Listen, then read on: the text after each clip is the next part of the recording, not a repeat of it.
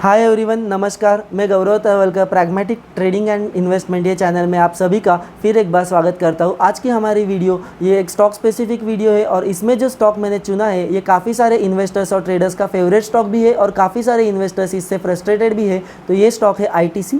काफ़ी सारे इन्वेस्टर्स इससे फ्रस्ट्रेटेड इसलिए है क्योंकि ये पिछले 8-9 सालों से एक रेंज में फंसा हुआ है और इसके वजह से काफ़ी सारे इन्वेस्टर्स भी इसमें फंसे हुए हैं।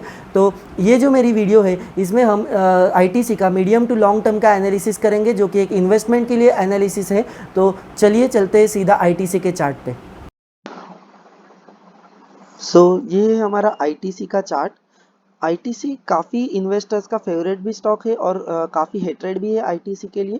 तो चलिए देखते हैं मीडियम टू लॉन्ग टर्म में आईटीसी किस हिसाब से परफॉर्म कर सकता है। मेरा एनालिसिस क्या है।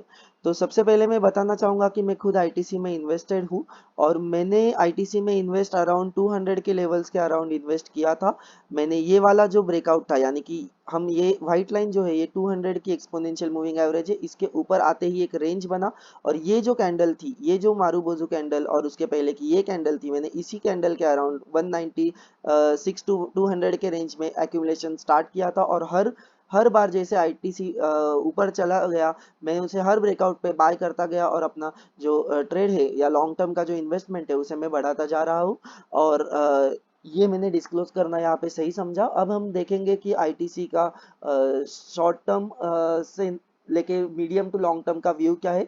तो जैसे कि हम देख सकते हैं ये काफ़ी बड़ा रेजिस्टेंस था। मैं यहाँ पे एक हॉरिजॉन्टल लाइन बना के दिखाता हूँ ताकि आईटीसी की जो स्टोरी है वो बेटर तरीके से आपको समझ में आए।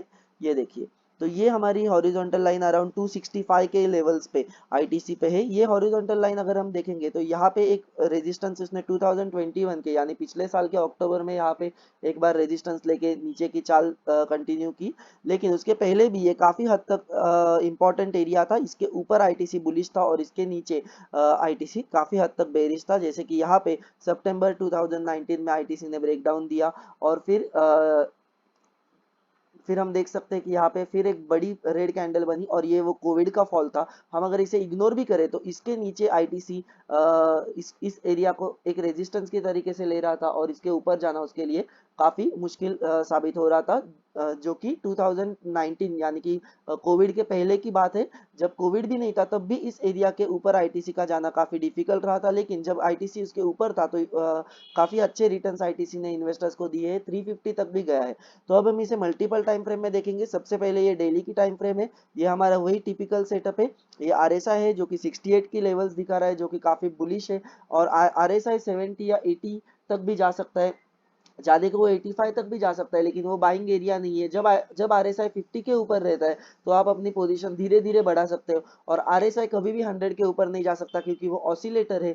वो आपको 0 टू 100 की ही रेंज देगा। इसका ये मतलब नहीं कि आरएसआई 70 गया है ताकि हम सेल करें या आरएसआई 80 जा रहा है ताकि हम सेल करें। इसका यही मतलब हो सकता है कि इसके ऊपर हम एटलीस्ट बाय ना करें या फिर थोड़े टाइम के लिए कंसोलिडेशन आ सकता है। तो आरएसआई बेसिस पे कभी भी सेलिंग या बाइंग नहीं की जाती। आरएसआई सिर्फ आपको एक सपोर्टिंग टूल या सपोर्टिंग इंडिकेटर की तरह काम कर सकता है, लेकिन काफ़ी अच्छी तरीके से ये काम करता है। तो ये 265 का लेवल था, इसके हम ऊपर गए और एक दो बार इसे रीटेस्ट करके फिर एक बड़ी मारूबोजू कैंडल, जो कि हम हर बार एक्सपेक्ट करते हैं कि जो जिस तरफ की चाल लेनी है, अगर हमें बुलिश व्यू बनाना है तो बड़ी ग्रीन कैंडल बननी चाहिए। और अब अगर हमें रेड कलर की बड़ी कैंडल मिलती तो हम बेरिश व्यू बनाते।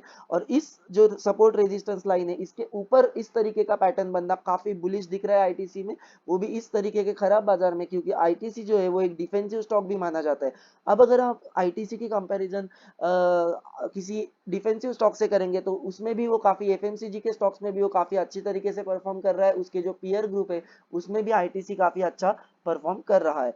अब अगर हम इसे कंपेयर करें तो मैं आपको एक स्टैट बताता हूँ। इसकी जो डिविडेंड यील्ड है, मैं ज्यादातर फंडामेंटल देखता नहीं हूँ, बस कंपनी की क्वालिटी कैसी है, कंपनी की एटलीस्ट कंपनी प्रॉफिट्स में है या लॉस में है, उतनी चीजें मैं देखता हूँ। और व्हाट टू बाय मतलब क्या खरीदना है इसका डिसीजन फंडामेंटल्स पे लेना है, लेकिन कब खरीदना है इसका डिसीजन आपको सिर्फ और सिर्फ टेक्निकल लेवल्स पे लेना है ताकि आपको ज्यादा से ज्यादा प्रॉफिट हो सके।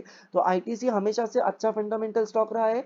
आईटीसी जो है उसकी जो डिविडेंड यील्ड है वो जो कि 5% के ऊपर है, यानी कि वो 5% आपको एज ए डिविडेंड आपको देता है, जो कि बैंक एफडी के रेट के इक्विवेलेंट है।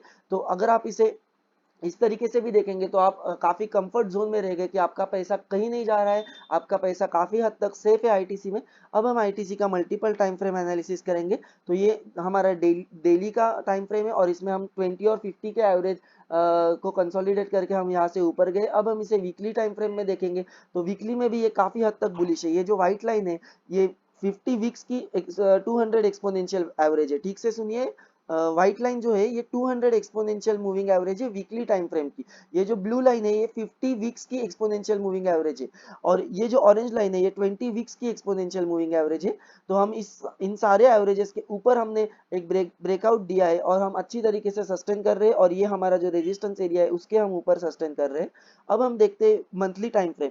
ये में ज्यादातर इन्वेस्टर्स ये चीजें नहीं देखते, मंथली टाइम फ्रेम नहीं देखते, खासकर जो ट्रेडिंग से या टेक्निकल एनालिसिस करते हैं वो लोग तो मंथली टाइम फ्रेम बिल्कुल नहीं देखते।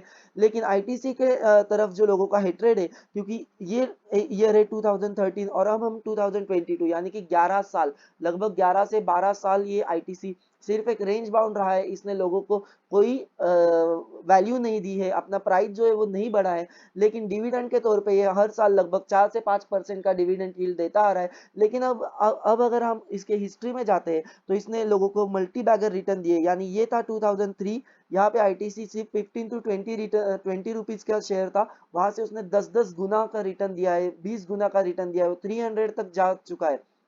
तो इतना बड़ा रिटर्न के बाद ये जो था वो केवल एक कंसोलिडेशन था। अगर हम सबसे बड़ी टाइम फ्रेम जो कि मंथली टाइम फ्रेम में देखें तो ये एक रेंज है, ये उस रेंज का जो अपर एंड है और ये उसका लोअर एंड है। अब अगर हम देखें, जैसे मैं हर बार बोलता हूँ, कोई भी रेंज चाहे वो 1 मिनट की रेंज हो या 1 मंथ की रेंज हो, अगर एक रेंज का ब्रेकआउट देता है और अगर फिर वो रेंज के अंदर आता है तो पूरे चांसेस बनते हैं कि वो रेंज के नीचे की तरफ और वापस आए, यानी कि जो रेंज का लोअर एरिया है वो उसकी तरफ फिर आए। तो वही ठीक चाल हुई। कोविड तो बस एक बहाना था। आईटीसी ने अगर इसके ऊपर ब्रेकआउट दिया है तो यहाँ पे नीचे ब्रेकडाउन नहीं देना चाहिए था, वो आईटीसी ने दिया और 2020 मार्च में फिर से हम इस रेंज के नीचे की तरफ आए। और जैसे ये भी जो था ये रेंज का फेक ब्रेकडाउन था, उसके बाद हम अगर ऊपर आए तो यहाँ तक हमें जाना ही था, जो हम यहाँ तक आ चुके हैं और अब हम इसको फिर एक बार ब्रेकआउट दे रहे हैं। तो कोई भी रेंज का अगर ब्रेकआउट होता है तो हमारा मिनिमम जो टारगेट होता है, वो रेंज का जो हाइट होता है वो मिनिमम टारगेट हमारा होता है।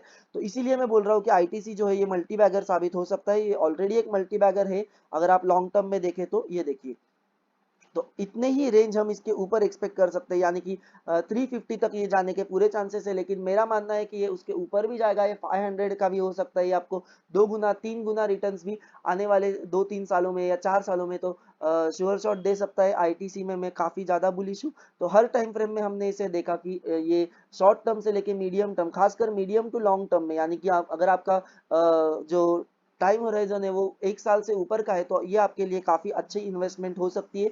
और खासकर ऐसे मार्केट में जो कि खराब मार्केट है, जो कि बेरिश मार्केट है, उसमें ये ब्रेकआउट दे रहा है तो ये डिफेंसिव सेक्टर भी है और आपके पोर्टफोलियो का ये ओवरऑल अच्छा हेज भी कर सकता है। तो आईटीसी में बने रहे और अगर आप ऑलरेडी इन्वेस्टेड हो तो ये वो एरिया है जहाँ पे आप अपनी एवरेज को और बढ़ा सकते हैं। इससे आप अपसाइड एवरेजिंग करोगे और आपके पोर्टफोलियो को भी ये अच्छी तरीके से हेज करेगा। जहाँ पे आपके रिटर्न्स नेगेटिव या फ्लैट है तो ऐसे कुछ स्टॉक्स आपके रिटर्न्स को बैलेंस करते हैं और आपके पोर्टफोलियो को ज्यादा स्ट्रॉन्ग बनाते हैं। तो अगर आपको ये मेरी स्टॉक स्पेसिफिक एनालिसिस जो कि आईटीसी के ऊपर थी ये अच्छी लग रही है या अच्छी लगी हो तो आप इसे लाइक करें, अपने फ्रेंड्स और फैमिली के साथ इसे शेयर करें और इस चैनल को सब्सक्राइब करें ताकि आपको हर वीडियो की नोटिफिकेशन मिलती रहे। Thank you. जय हिंद।